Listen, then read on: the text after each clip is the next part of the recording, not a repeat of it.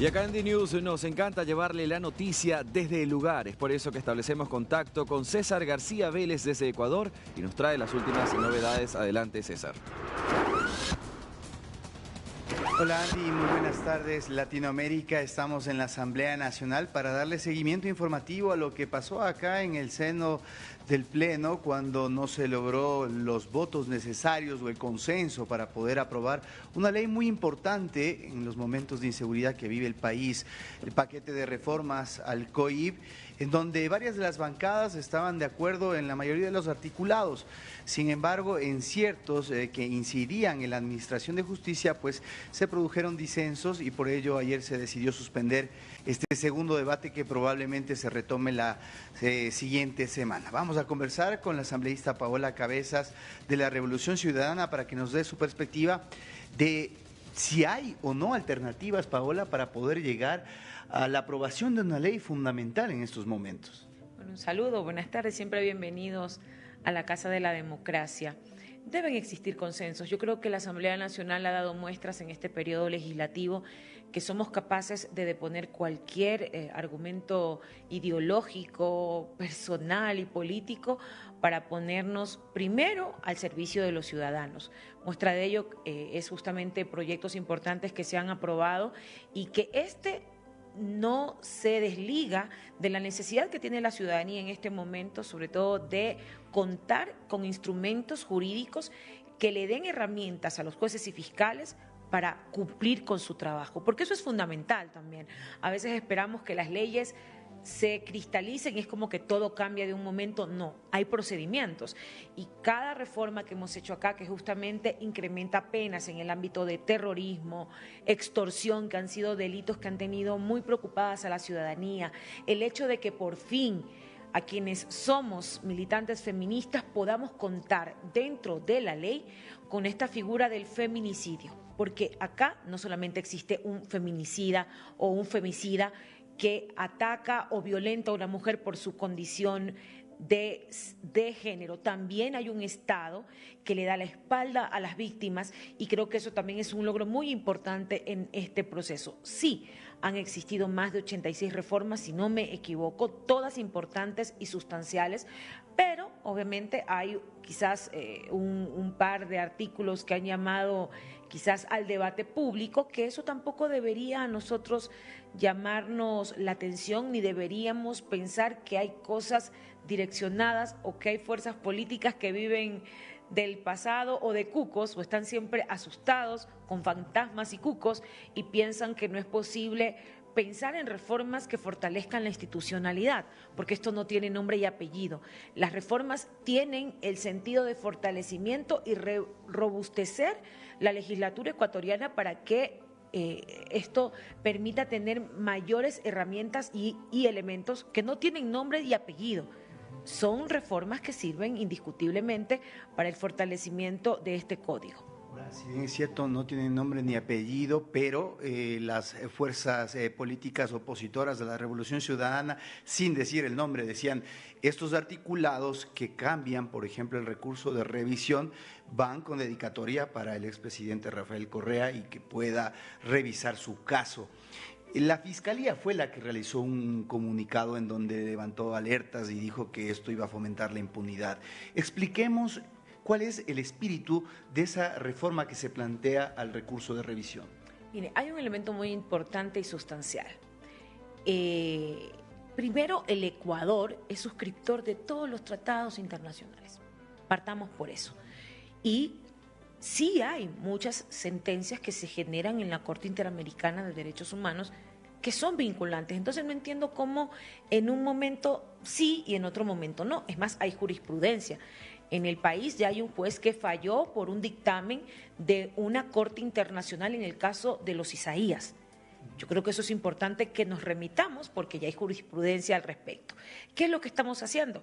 Primero, el artículo 426 de la Constitución es completamente claro frente al tema de la revisión. Mire, no hay, digamos, en los procesos situaciones de, mire, hay personas que han sido sentenciadas y que en el camino se ha podido identificar y revisar sus casos y esto no implica que un juez haya lo haya hecho a propósito por vulnerar el derecho de esa persona, pero algo existió en el proceso y esto de la revisión permite justamente dar la posibilidad que la víctima, o en este caso que puede haber sido, siente que ha sido víctima del sistema, pueda existir una instancia en donde se revisen sus casos.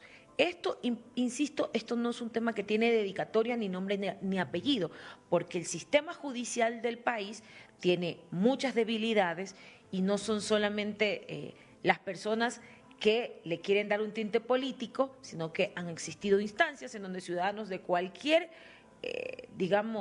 de cualquier condición han justamente utilizado las instancias internacionales. Entonces, no hay aquí, es más, es robustecer y darle también sentido a estos vínculos importantes que tenemos de nuestra Constitución, que la misma dice que los tratados internacionales y las sentencias, no lo dice Paola Cabezas, lo dice la Constitución, son vinculantes y le dan la posibilidad a cualquier persona pedir un recurso de revisión. Okay, Paola, ante esa explicación, ¿habrá la posibilidad de dejar de lado esos artículos para pasar el paquete grande que usted bien lo ha descrito? Tiene muchos aspectos positivos en el tema de incremento de penas, tipificación de feminicidio, entre otros aspectos.